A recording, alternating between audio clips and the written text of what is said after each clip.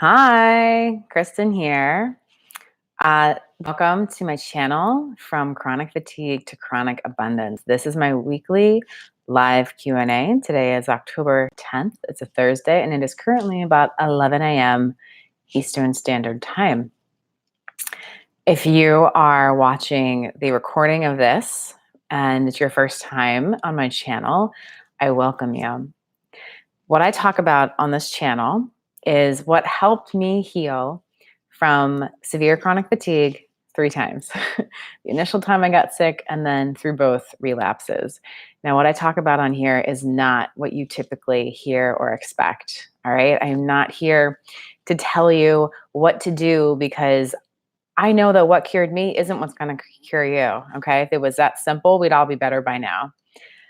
I am not here to tell you what supplements I took and what treatments worked for me and which doctors I worked with, because you know what? Those things are different for everybody. And each time I healed, I needed different people and different treatments and different supplements and different doses to get better. There is no one size prescription fits all for any person, not even me, each time I healed. All right. I needed different things. So I'm not here to pretend that I know what you need to heal. What I am here to teach you is what helped me heal every time, and that is what I call the healing mindset. Mindset was not all I needed to heal me. I could not think my way better. Having that healthy mindset laid the foundation for me to heal faster each time. The right mindset allowed me to save more energy each day. I wasn't wasting energy on stressful emotions anymore. A healthy mindset gave me motivation and hope to keep working on getting better, even though it was really hard and took many years, right? And a healthy mindset, the healing mindset, is also what helped me experience a better quality of life, even when my severe chronic fatigue stayed severe. Okay. I was able to enjoy more each day, even while still living disabled because of the illness. Okay. A healthy mindset can do all of these things for you too. It can support you on your healing journey and help you get where you want to go faster. That's why I talk about it. And I don't see it talked about anywhere else in the communities in a helpful, supportive way. I also want to mention, oh, hi, Wes. Welcome. I also want to mention that this is not positive thinking, okay? This is not about saying, oh, everything's bright and cheery and I can see the upside in every situation. I can find the silver lining to every cloud. That is not what this is, okay? I think, positive mindset is actually harmful. Because what a positive mindset asks you to do is it asks you to deny reality a little bit. When you're as severely ill as many of you are, it sucks. Okay. And you know what? It's okay to feel like that sucks because it does suck. I think you'd have to be a little insane to say, you know what? I can't really walk today. I can either have breakfast or take a shower. I don't have energy to do both. And I can't plan tomorrow out, let alone a year or 10 years in the future, because I don't know how my energy is going to be. But you know what? There's a silver lining to this, right? You would have to be insane to think that way. All right. All of those things suck, and it's okay. What the healing mindset teaches us to do is how to look at things that suck and accept them instead of resisting. And what I mean by that, actually, let me say what I don't mean by that. People seem to think that when you talk about acceptance of shitty situations, that you're saying that you're just going to accept that this is the way your life is and you're never going to do anything about it. That's not the kind of acceptance I'm talking about here. All right. What happens when we have really awful things in our lives is we see the reality of how bad things are, but then we tend to resist the reality of how bad things are. How many times have you had a really low energy day and you say, you kind of know in the back of your mind that you really just need to rest all day. You need to do kind of nothing. All right. And maybe you won't have a crash if you do nothing. Right. But our minds start working and we say, oh man, I should be cleaning. Oh man, I should get up today and do something. Oh man, I should try to exercise. Oh man, I should do X, Y, Z. And then we get up and we push ourselves to do it. That is not acceptance of our situation. That is resisting the truth of our situation. Because the truth of your situation on days like that is that you need to rest. If you want to get better, you need to rest. And you're resisting that fact by pushing yourself to do things you don't really have the energy to do. Okay? And that resistance of reality is part of what keeps us ill. Okay? When we start to accept that I'm really sick today, I'm really ill, I'm extremely fatigued, I need to do nothing, I am going to do nothing today, that acceptance of our situation is what helps us get better because we're giving our bodies what it needs. All right. And there are 100 different scenarios like that in our everyday life where acceptance of our reality leads to actions and decisions that are health supporting instead of getting in the way of our health. I feel like I'm a little bit on a roll this morning. So, oh, Raf, I saw you just popped on. I wanna comment on that before I continue. Don't be embarrassed. It's okay. You only started packing today. You had your goal to have the whole month to pack, and guess what? You still have 21 days in this month to pack, Raf. There is nothing to be embarrassed about. Actually, this plays perfectly into what I was just saying. It sounds like you're beating yourself up a little bit for taking a whole week to start packing, but that's okay. Like, whatever your reasons, if you were tired, if you just didn't feel like it, if whatever, like, that's your truth, and that's okay. You still have 21 days to pack. It's not a problem yet.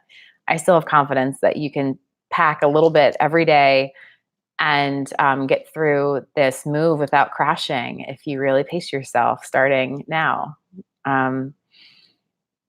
And it's that healing mindset that helps us not beat ourselves up, because embarrassment as an emotion takes energy. For a healthy person, they don't notice how much energy it takes. But when we're so fatigued all of the time, we really notice the depletion of energy of emotions like embarrassment and guilt and frustration and just general stress. All of those things take way more energy than we have to give. So if we can learn how to just say, okay, yep, it took me a week to get started. It took me a week longer to get started than I want to, but it's still okay. Like, you're not spending that energy on embarrassment. You can spend that energy on packing more or on resting more or on whatever it is that you need for yourself today. So I'm interested in this 5-minute conversation you had with your neighbor, Raf. I'm assuming it's the neighbor that you've talked about before, the woman who lives near you. If you want to share, that's up to you, but definitely interested in how that went down. All right. So to pop back, actually, let me take this pause to say, if you're watching and you have questions, get those typed up and start popping them in the chat. I will answer them as they come up when I have breaks in my dialogue. What I really love about doing these lives is that we get to interact one-on-one. Like, you guys get to ask a question, I start answering it, more questions come up, more people have input, and I really love that this turns into a conversation instead of just me talking at you the whole time. So, like, don't be shy. No question is too small or too silly or too out there or too personal. We will talk about it all. And if you want to ask about me, I will answer whatever questions you have about me and my health journey as well. I'm a completely open book when it comes to my health journey. Let's see. Raf, how was your social life when I was ill? Oh, crappy and getting worse. It was generally the state of my social life when I was very ill. Let's see. All right. It looks like we have a troll in the comments. So I am just going to remove you. And then there we go. Hide user. Cool. That's off topic. So we're not going to talk about politics on here. All right. My social life when I was ill. When I first got ill and I hadn't accepted how ill I was yet, I was still resisting how severely ill I was. And I was still pushing myself too much to go to the gym, to keep working, to have a social life. Man, it was really tough because people didn't understand what I was going through. I would try to explain it to them, but nobody had a context or a framework for what was happening. And honestly, I wasn't really embarrassed about feeling so ill and so fatigued all the time that I probably wasn't really communicating how bad things were for me at the time either. So, given all those reasons, it was really hard for people to understand what I was going through. And, I would still try to show up to parties, but I would have to leave early. Eventually I had to start declining a lot of invites. And I'd be really sad about declining those invites. And as happens to all of us, there are some people in your life who just stop sending invites, who stop checking in with you, and your social circle shrinks and it shrinks and it shrinks over time. The really cool part is that I did have a couple people in my life who stayed with me, who asked questions, who really tried to understand, people who believed me by default. And those people are still in my life today. Even, there's a couple people who are with me still, even through all 3 rounds of severe chronic fatigue for me. And those are the people I'm never going to let go of. Those are the people I will do anything for these days. Social life. I really started to get better when I stopped worrying about my social life. We all know that having people in our lives, a sense of community, having close relationships and friendships is part of a healthy life. Like we're kind of designed to need those things to have a sense of belonging. However, priorities. When you have severe chronic fatigue, that healing from severe chronic fatigue becomes much more important than that sense of community and belonging in your life. All right. Those priorities get switched up. And I personally found that I healed faster once I removed the pressure of a social life. Once I stopped trying to go out and make events, once I stopped trying to put energy into relationships that really weren't putting any energy into me, once I allowed myself to have just 2 or 3 friends and to not beat myself up over that and to not stress about it, I had all that energy I used to put into stressing about friendships and the energy I used to put into trying to keep and maintain friendships. I could put all that into my health and healing then. So as hard as it felt like a dark moment when I said, okay, I'm not going to worry about friendships anymore. I need to worry about my health. I felt very, very bad about making that decision, but ultimately it was a really, really good, healthy one for me to make for myself because we have such a tight energy budget daily that we really need to put everything we can into our top priorities, which are health and healing and kind of nothing else. Depending on how ill you are, hardly anything holds a candle to the benefits of getting better. So yeah, my social life was pretty bad. It became almost non-existent. But once I just accepted that and chose to focus on healing instead, it actually made a big difference for me and the energy I had daily. All right, we got another troll, hide user, super cool. They say that once you start attracting haters and trolls on the internet, it's a good sign because it means that you're going somewhere. You're getting big enough to attract trolls. So we'll look at it as a positive thing. Let's see. In 2016, in your semi-recovery, you also had no social life and you feel the same way about it. Yeah, we all want that sense of community, but we have to evaluate what's the cost of that sense of community. Now, there were absolutely people in my life when I was severely ill and also when I was getting better, but they were the 2 or 3 people who didn't drain my energy to interact with them. They were the few who understood me and supported me. And even if I didn't talk to them very often, when we did interact, they were just so warm and loving and kind. Like they gave back to me as much as it took me to put in, or sometimes they even gave me more than it took me to put into that friendship and relationship. So, if you're able to find a community or friendships that don't take that much energy, then that's beautiful and great. And absolutely hang on to those because those are worth it. Those people and those groups are worth the energy put in because you get at least as much back out of them. Anything else other than that, though, not worth your time right now. Once you're healthy and you have your life back, that's when you can worry about investing more into relationships and social life and communities again. Actually, I want to ask anyone who's watching live or who's watching the recording, if you know anyone who's created an online community, I would love to get connected to them. I have some ideas I want to talk through about online communities that I just need to talk to an expert to, someone who's done it before. If you know anyone, if you can recommend anyone, I would love an intro. You can comment here or get in touch with me through email or something. And yeah, let me know if you know somebody I could talk to about online communities. Thank you. Yeah, so yeah, and I know I've said a few different things about like the importance of community and social life. And, you know, I would say it's important to have at least one or two people in your life, but don't beat yourself up if you don't have more than one or two people. You know, I hope none of us feel truly alone. I hope none of us are absolutely alone with nobody we can count on. I mean, Raf, I know that your mom and your brother have helped you out with your moves lately. I know that you have them as some form of support in your life, which is great.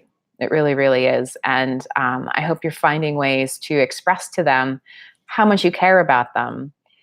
You know, new ways to show that you care that take into account the ways that you would show them you cared if you were well, but you aren't. So like, what's that way to show them how much you appreciate their help and support through all of this?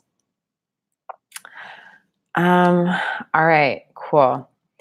So I was on a roll earlier about examples of how the healing mindset and acceptance can help us heal.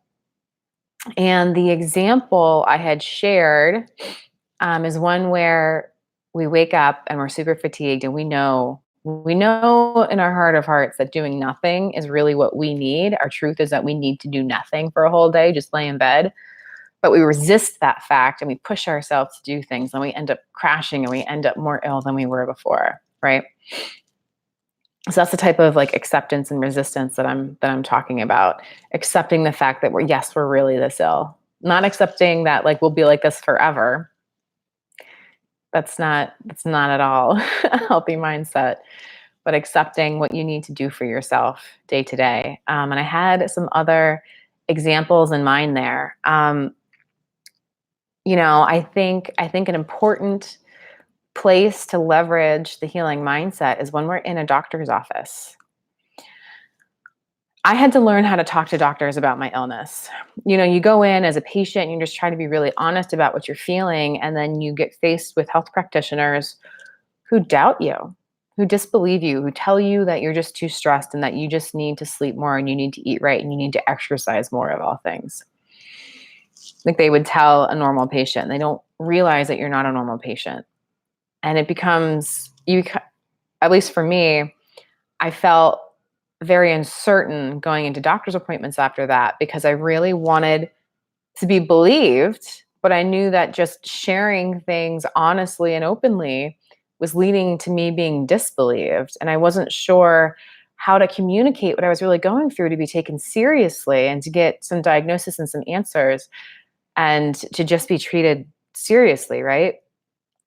And, you know, once I was able to develop the healing mindset, it helped me change how I talk to doctors. And it also helped me change who I even go see. It really helps me develop a certain set of criteria for the practitioners that I want to work with. And I found them after that, which is amazing. So, you know, I think most of us, when we go into the doctors, we do this. We just try to be honest about what we're talking about, and then we get disbelieved and doubted, and sometimes it even feels like ridiculed when we're told it's as simple as sleeping more, or that it's all in our head, when really it isn't. and then we feel challenged on how to talk to doctors. That's definitely a question I see a lot. Is like, how do you tell your story? How do you get them to believe you? How do you do all of that without getting too exhausted? Because it's exhausting just to travel to the doctor, let alone sit there with them through this whole ordeal with this fear of being misbelieved. And what the healing mindset led me to is just accepting the fact that standard medicine has no idea what to do with me. Normal, everyday doctors are not trained on my illness. They are not trained on how to handle a patient like me. And that's the kind of thing I didn't want to believe, that because then you say, well, if I can't go see normal doctors, what am I supposed to do? If medicine doesn't understand my illness and has no treatments for me, that leaves me feeling hopeless, right? But when you really truly accept these things, you start to say, okay, well, what are my other options? And the other options are digging outside of standard medicine. There are doctors out there who are licensed, like state registered MDs, at least, I'm talking about medicine here in the US. I'm not familiar with how it works outside of the US.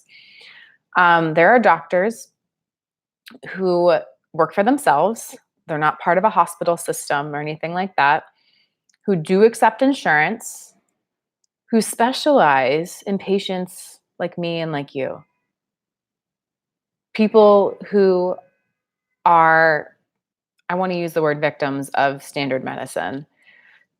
Don't really like using that word. I can come up with a better word than that. We're almost like the misfit toys. Are you familiar with like the island of misfit toys? It's this, imaginary island where all of the toys rejected by Santa's workshop go and live.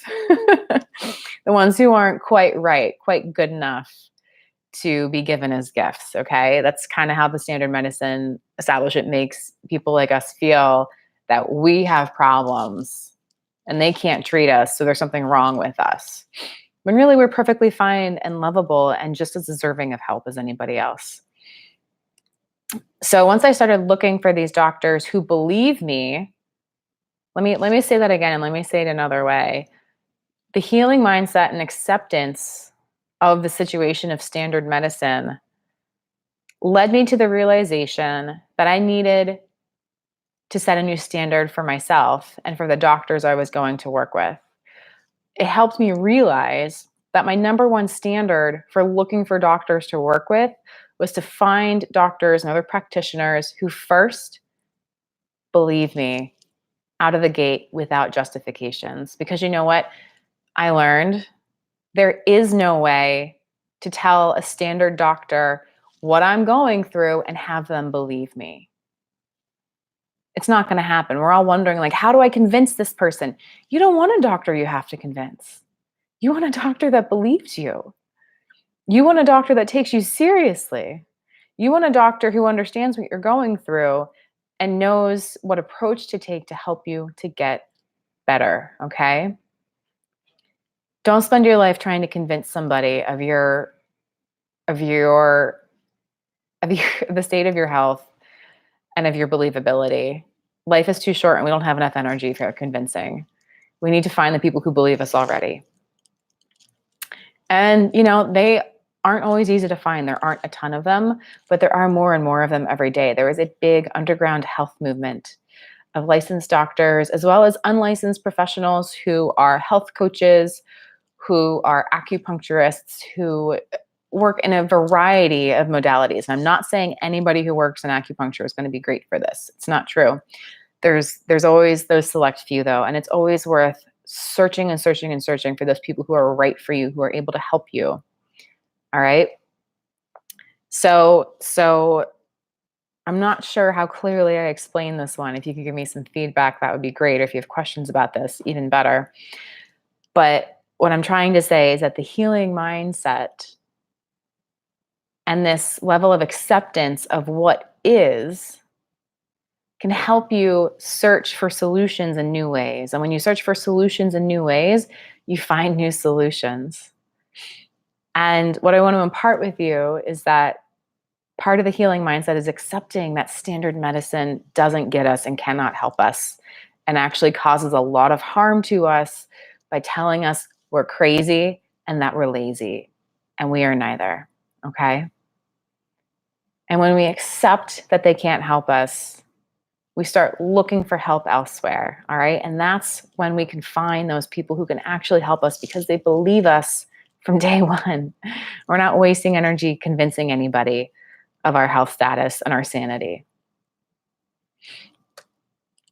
And yeah, number one criteria, if I meet with somebody and they don't seem to believe me on the first appointment, they will never see me again because I will never book a second appointment.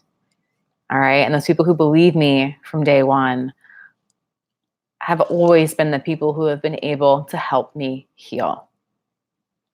So there's that one. It's a big one. Was it strange? Did I feel euphoric while healing? No, healing was not euphoric. Healing was miserable and painful and just as awful as being ill. But there were those little wins that did feel really, really good. But Raf, I mean, we all have this idea that like, oh, we'll find what makes us better and then it just happens and life is great. No, it's hard work. It took me, gosh, the first time I healed, it was like a year and a half, 2 years of just being severely ill. And then it was more than a full year, more like a year and a half of healing the first time. Like once I finally, like I was at my lowest point, I finally started getting better. It was still 12 to 18 months before I had my life back. And it's hard work to heal. I mean, there's supplement and treatment plans you have to be on, and you have to be very rigid with how you approach those things. You have to take them super consistently, and you have to follow the protocols, and you have to be experimenting all the time, and it's expensive, and the cost can be really, really stressful. But I tell you what, when you can get back to work, the cost is nothing. When you can get your life back, the cost ends up being nothing. It's completely worth it when you find the right person and the right modalities to help you heal. You know, even during the healing journey, like it's not like this straight line of like, oh, I got better. And then the next day and the next day, it's not like that. You go up and down, and sometimes you go in loops and you go backwards and then you go forwards. And like, it's this crazy all over the place path of healing. And those down days can be really, really hard, right? We can start to feel like, oh my God, I got sick again. Oh my God, things are just going to keep getting worse again. Oh my God, I'm never going to get better. Like, you know, you have all those games going on while you're healing that you still had going on while you were sick. They don't disappear. But it's okay. Like, it's worth it. That's where the healing mindset comes in, because it's what keeps you going even through those really, really hard times of healing that are not euphoric. Oh, man. How did I pick my diet? By gut feeling or by logic and research? You do something in between? Yeah, so I tried a lot of different diets, and I'll tell you what, Raf, for me anyway, none of them were what I needed to heal. Diet did almost nothing for me healing wise. In fact, I had some of my best healing times when I was completely ditching the whole diet mentality, when I was like, I'm going to eat whatever my body wants, whenever it wants, and whatever quantity it wants. I'm not going to worry about food. Not worrying about food, not stressing about food, did amazing things for my health. Amazing. Okay. There are people who legitimately have food intolerances and can't eat things. And, you know, especially if you're celiac or something like that, and you have to work within those boundaries. But personally, for myself and for quite a few other people I know, the less we stress on diet, the better we feel. Like, we all know the foundations of a healthy diet at this point. We all know that we need to eat whole foods. We need to eat a lot of vegetables. All right.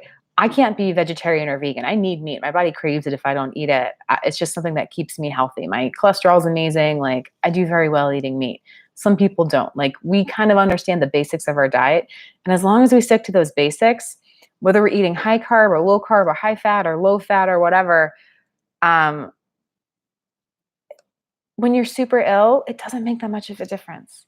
When you're super healthy and you're looking to optimize and you have energy and to waste on stressing about food, go ahead and optimize. But it's about priorities again. And for most of us, food allergies aside, I just don't see diet making a big difference for anybody. And I know we all believe it will because we're all told that it will. We see Time and time again, we see this diet healed me. This diet healed me. This diet made me better. This diet, blah, blah, blah, blah, blah. I don't see it working for people long term. And I don't know anyone personally it's helped that much short term other than people figuring out food allergies and food intolerances. That's my take on diet these days. I used to be paleo girl. I used to be like, oh my God, paleo is amazing. It does all these things for me. It's great. Everybody should be on it. I had multiple paleo businesses. Okay.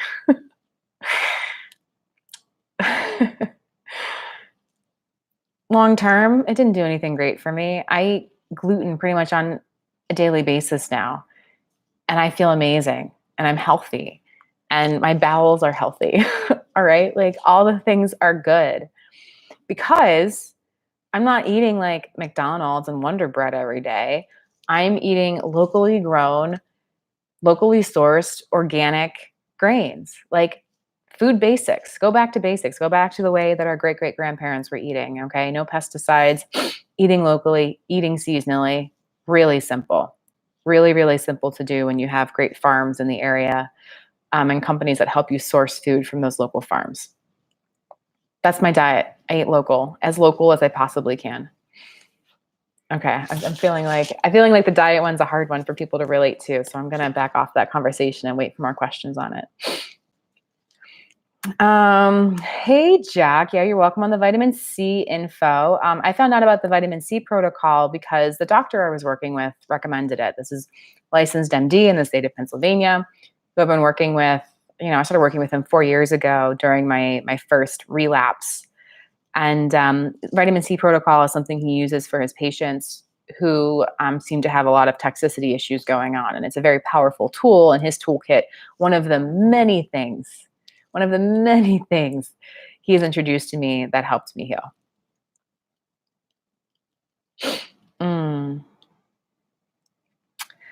Let's see. All right. Raf, what was my example of a bigger goal to work on every day? I mean, I told you guys last time about the business that I launched. I worked on it like 1 hour a day. I had 1 hour a day of enough physical energy and enough mental focus to be able to work at home. Some days I didn't even have that. Let's see. That was definitely a big goal I had. There was another big goal, like once the business collapsed because I was too ill to give it what it needed. Duh. Some other bigger goals that I had were things like going back to work, and researching opportunities to get back to work in ways that could work for me and my health. I mean, I've always wanted to have my own company that I did full time. So it wasn't necessarily a project, but when I had the energy and the focus, I would spend a lot of time online reading about entrepreneurship. I found entrepreneurs who had businesses and lifestyles that I wanted, and I just consumed their content when I was able to. It was a larger, bigger picture life goal that I had that I spent my time and energy on when I had it while I was healing. Once I started getting quite a bit better, definitely spent more time on social life and keeping up with other people and building and maintaining relationships. That was definitely something bigger picture I spent my time on while I was healing. But still, throughout the whole process, there was still tons of time that I spent watching crappy reality TV when I couldn't really focus enough to follow along on a plot line or anything like that. I would just watch crappy reality TV because it takes no brain power to watch it. So as much as I talk about having these bigger picture projects that helped keep me going and kept me hopeful and motivated to heal and kind of gave me something bigger than myself to work towards, I still had plenty of time where I was, I don't want to call it wasting my time, or I wasn't working towards any goals and I was just trying to rest as much as possible. So it was a balance between having bigger picture goals as well as just accepting that there are times when I can't work towards anything big and being okay with that.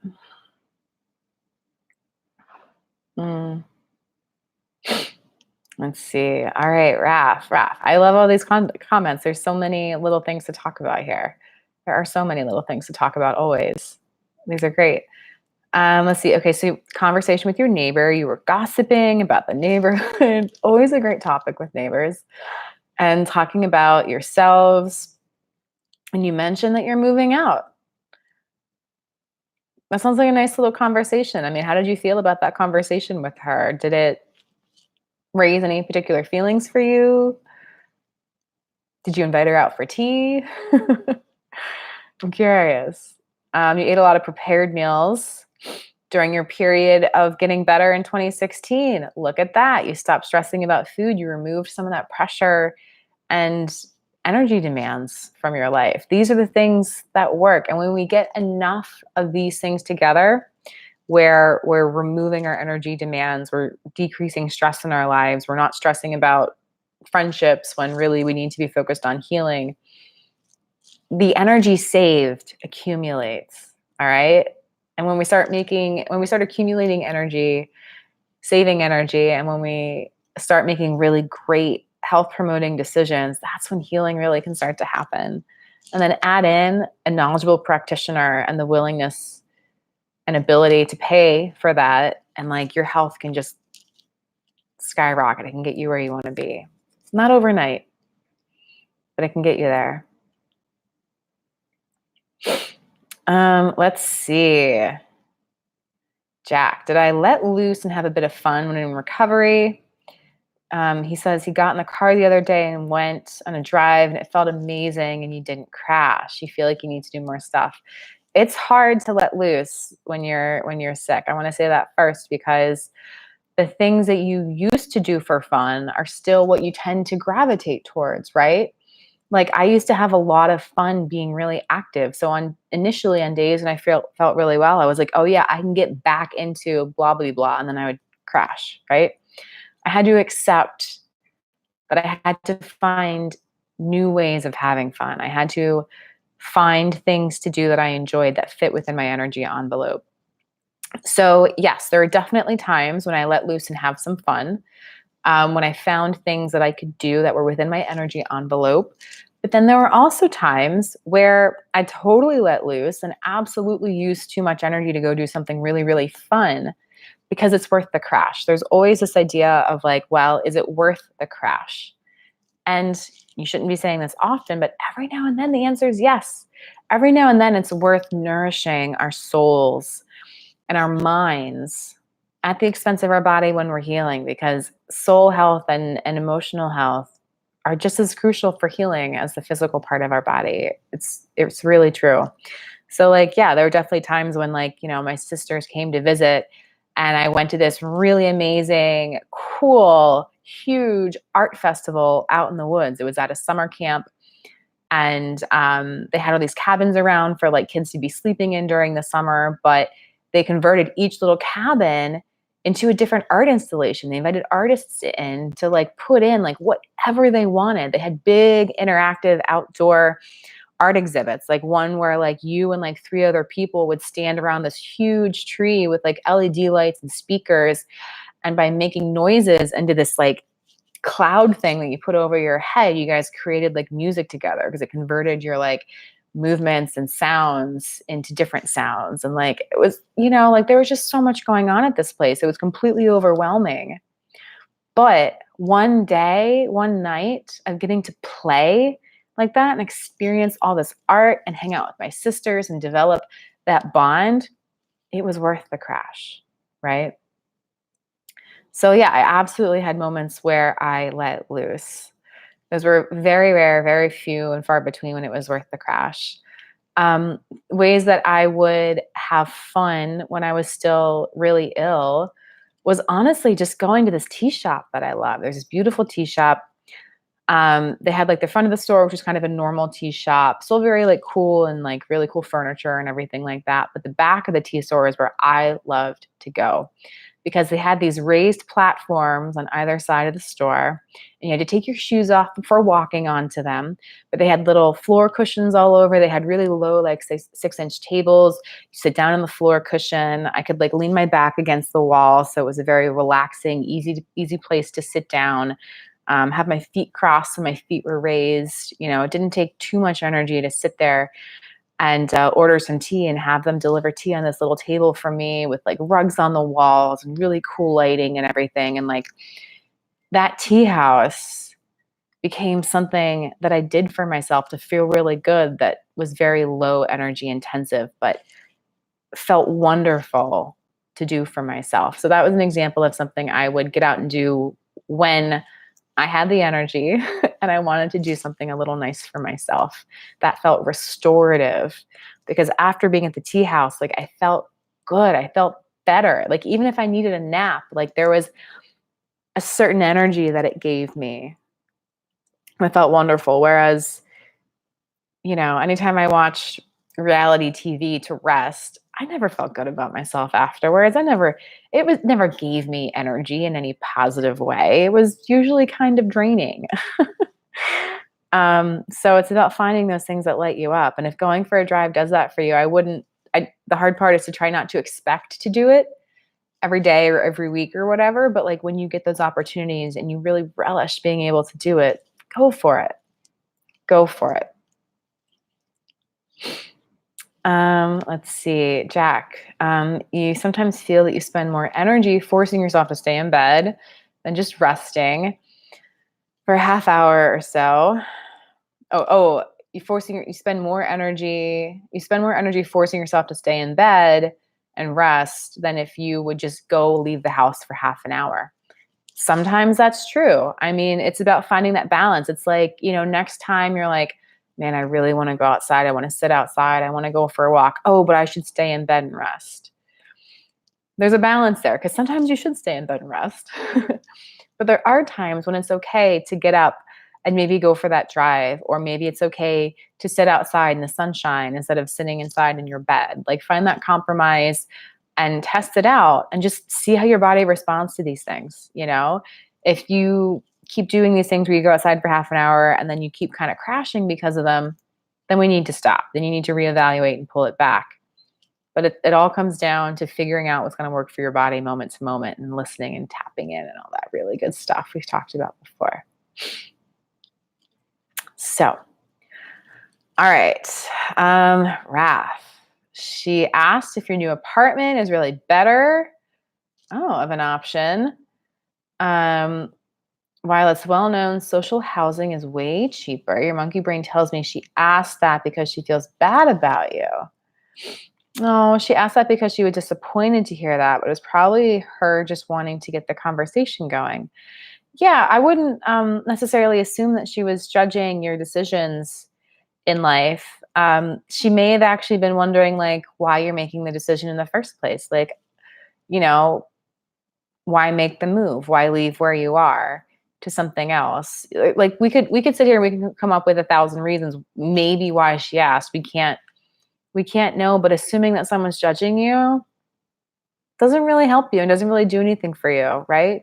All it does is create a negative thought spiral and more negative emotions. So it's the kind of thing where, like, I know we just naturally go there. I'm like that too. But the sooner we can get our heads out of that guessing game, the better off we are and the more energy we're going to save ourselves.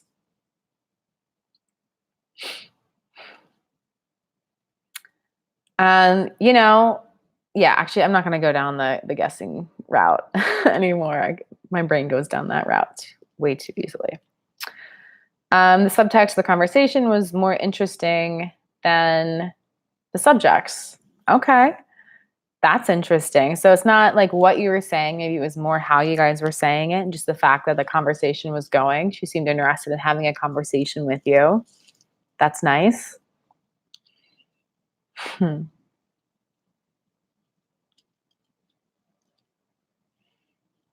All right, Jack's going to rest. Glad to hear it.